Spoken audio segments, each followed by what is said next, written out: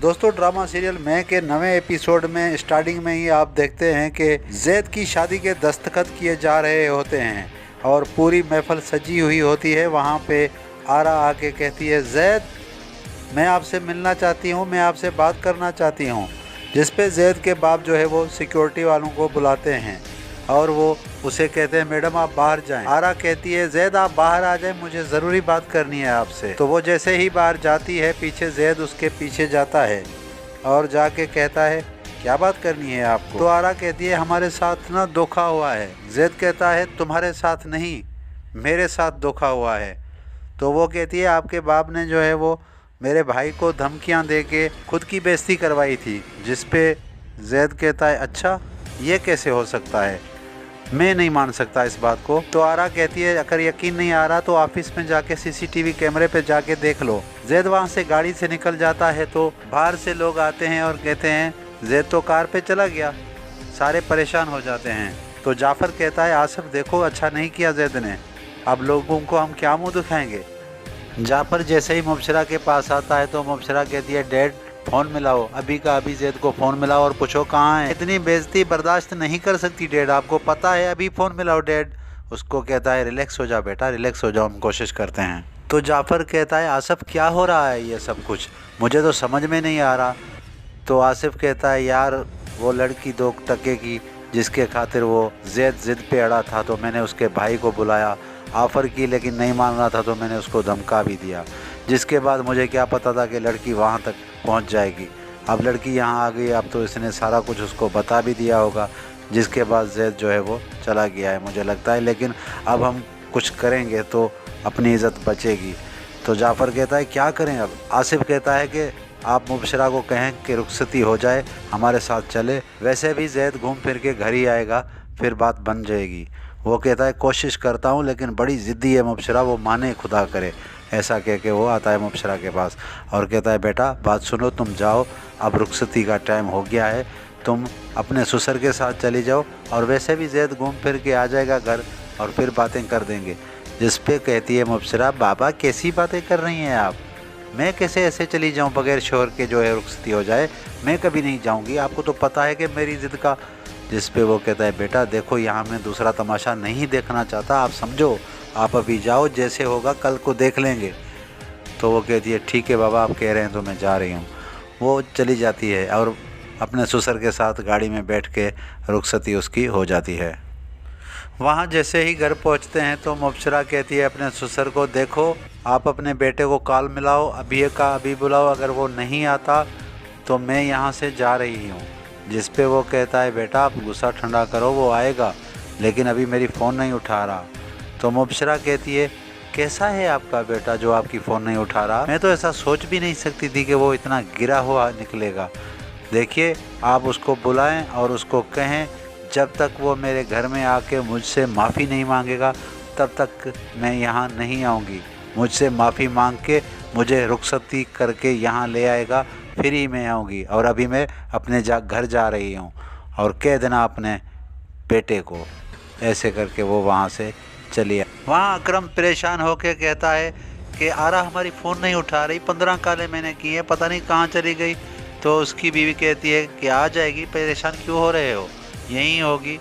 तो वो कहता है, ऐसा कभी नहीं करती, फ़ोन तो उठाती है मेरा, लेकिन आज पता नहीं क्यों इसने ऐसा कर दिया है। मैं जाके गाड़ी दे के बाहर देखता हूँ उसको, पता नहीं कहाँ होगी, किस हाल में होगी।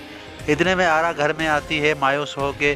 तो उसकी भाभी कहती है, आरा क्या बात है, इतनी मायूस क्यों हो, क्या हुआ? और अकरम भी आ जाता है, कहता है, खैरियत तो है, बताओ आरा क्या हुआ है?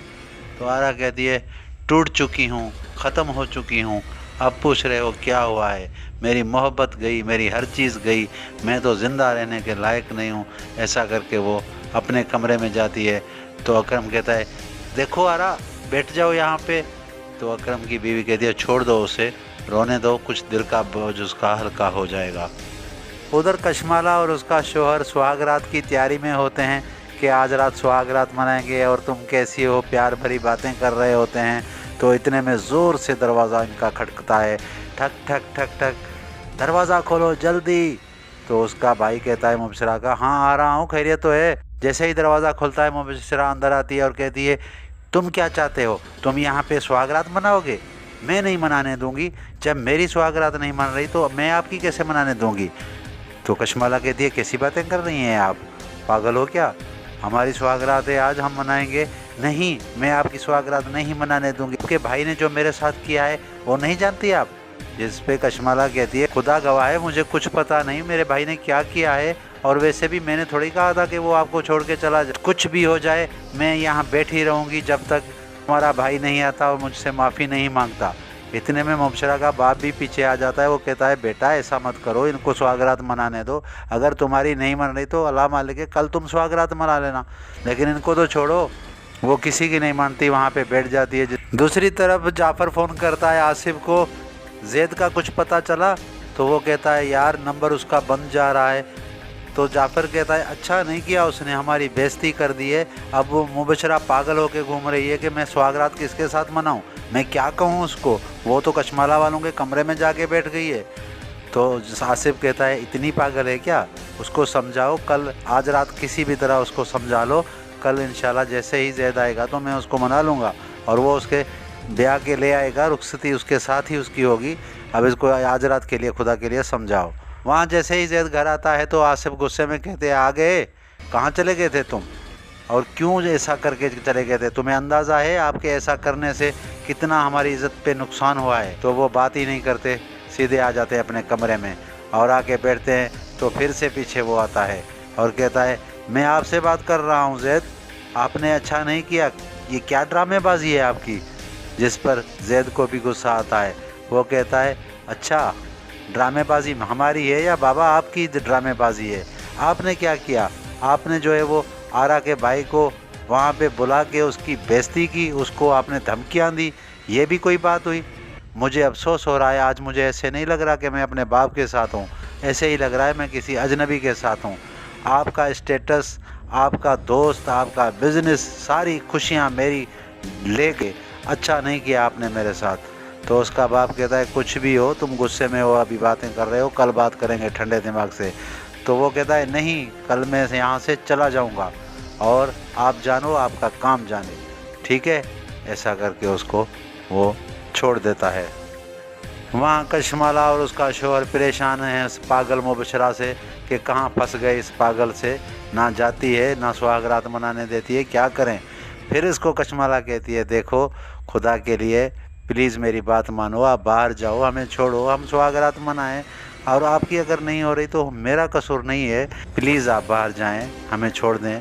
तो कहती अच्छा अभी तो मैं जा रही हूँ, लेकिन कल यहाँ पे आपके साथ सोऊंगी अगर आपका भाई नहीं आया, समझा देना उसको, समझी तुम। ऐसा करके वो चली जाती है वहाँ से। सुबह होते ही कशमाला फ़ोन करती है अपने बाप आसिफ को कि बाबा जैद नहीं आए, जैद को तो भेजें प्लीज़, यहाँ पे मुबशरा पागल ने तो हमारा जीना आराम कर दिया है, कमरे में घुसाती है, बैठी रहती है, सुहागरात मनाने नहीं दे रही। जिस पे वो कहता है देखता हूँ। तो जैद बाहर जाने लगता है, उसको कहता है जैद कहाँ जा रहे हो, क्यों कोई काम है।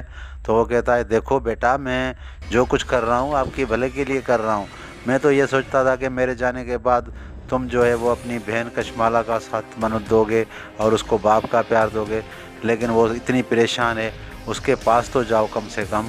वो कहता है ठीक है मैं उनसे होता हुआ जाऊंगा।